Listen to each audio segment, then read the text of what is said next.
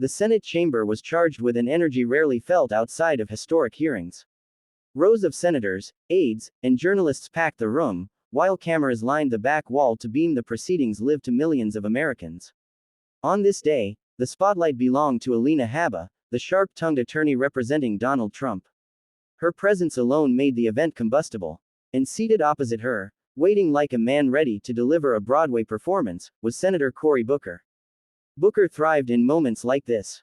He was known for his dramatic delivery, his tendency to lace every argument with soaring rhetoric, and his ability to turn a hearing into political theater.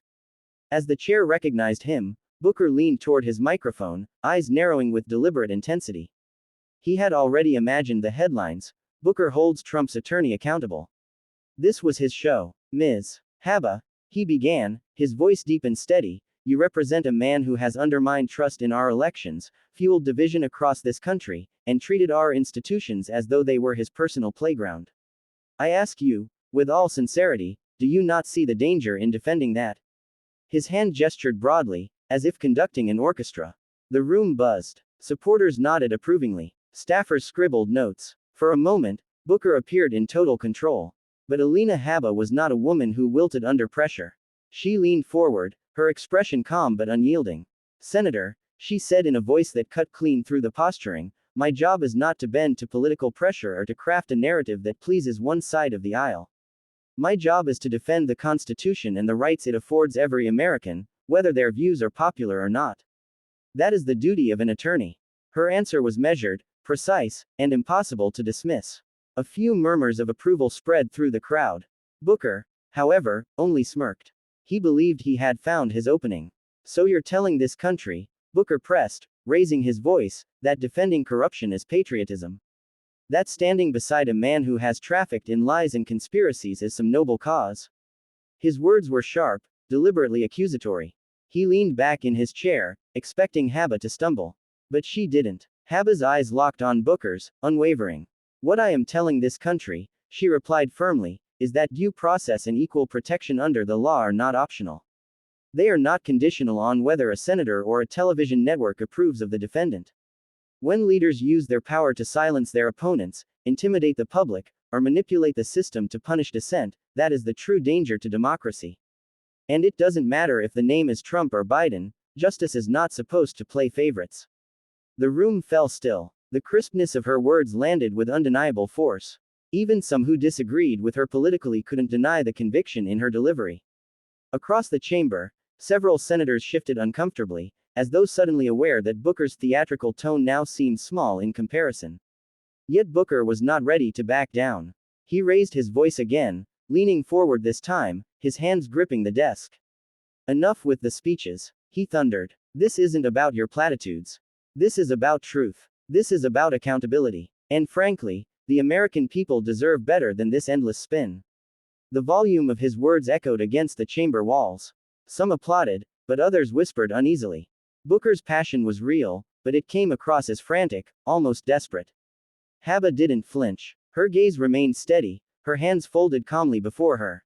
Then came the moment that would alter the course of the hearing. Just as the back and forth threatened to spiral into chaos, another microphone clicked on. J.D. Vance, who had been silent up until now, leaned forward. His expression was calm, his tone almost casual. Yet the weight of the room seemed to shift the instant he spoke. Senator Booker, Vance began, his voice carrying just enough edge to demand attention, I think there's something more revealing in what we've just witnessed here. The chamber fell into complete silence.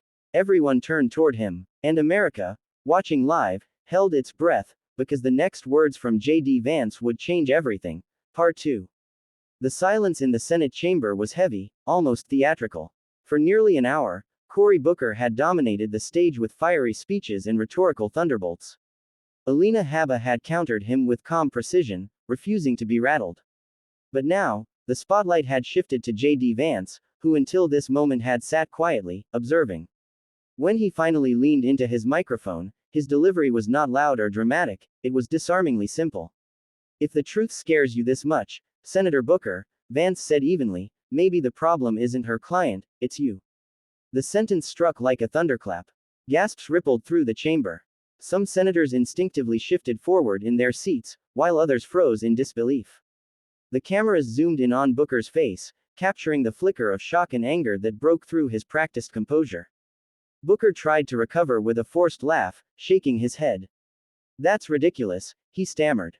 "You're defending," but the words stuck in his throat. For the first time that day, he looked less like a commanding orator and more like a man scrambling to regain footing. Social media exploded in real time. Within seconds, the clip of Vance's one-liner was circulating. On Twitter, hashtags trended instantly. Hashtag Vance owned Booker and hashtag truthbomb. Commentators scrambled to keep up. Vance just ended Booker's argument in one line, one viral post read. Habba, sensing the shift, seized the opportunity. She leaned forward, her voice calm but carrying an unmistakable edge of triumph. "Senator Vance is correct. What we've witnessed here today is not a pursuit of justice, but a performance, a show meant to shame and silence. That is not the job of this chamber, nor is it the purpose of the Constitution." Her words were met with scattered applause, something unusual for such proceedings. Even some journalists, typically stoic in their coverage, scribbled furiously in their notepads, acknowledging that something extraordinary had just unfolded. Booker tried again, his tone louder now, almost desperate. "No one is silencing anyone here. This is about accountability." His voice boomed, but it no longer commanded the same authority. Instead, it sounded strained, defensive. The energy in the room had shifted. Vance leaned back slightly, as though satisfied that he'd already made his point. But before yielding the floor, he added a final dagger. "The American people are tired of politicians who confuse theatrics for truth. They see through it, and they don't need lectures from this chamber about democracy, they need us to uphold it." The weight of his words settled like stone. The chamber was silent again, but this silence was different. It wasn't anticipation, it was recognition. Even those who disagreed with Vance politically could not deny that his composure had exposed Booker's theatrics for what they were, noise without substance. Habba nodded firmly. "That is exactly right," she said, addressing the entire chamber now. "If justice becomes selective, if dissent is punished, then we are no longer operating under a system of laws, we are operating under a system of power. And once that line is crossed, no American, Republican, Democrat, or Independent, is safe." The applause this time was louder. Reporters lifted their phones, recording the moment.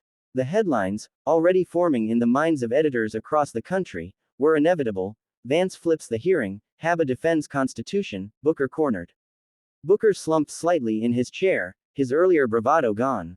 He muttered something under his breath, but the microphones no longer picked it up. All eyes were elsewhere, on Habba's calm defiance, and on J.D. Vance, the freshman senator who had just demonstrated how a single, well-timed sentence could turn an entire hearing upside down. By the time the gavel struck to adjourn the session, the political landscape had already shifted. Clips of the exchange dominated cable news. Talk show hosts marveled at how Vance's quiet delivery had carried more weight than Booker's thunderous theatrics. Opinion writers drafted columns about the Vance moment, declaring it a turning point in his rising political career. And for millions of Americans watching at home, the lesson was clear. Cory Booker had tried to stop Alina Habba with fire and fury. But in the end, it was J.D. Vance, calm, precise, and devastating with just one sentence, who stunned the nation and owned the moment.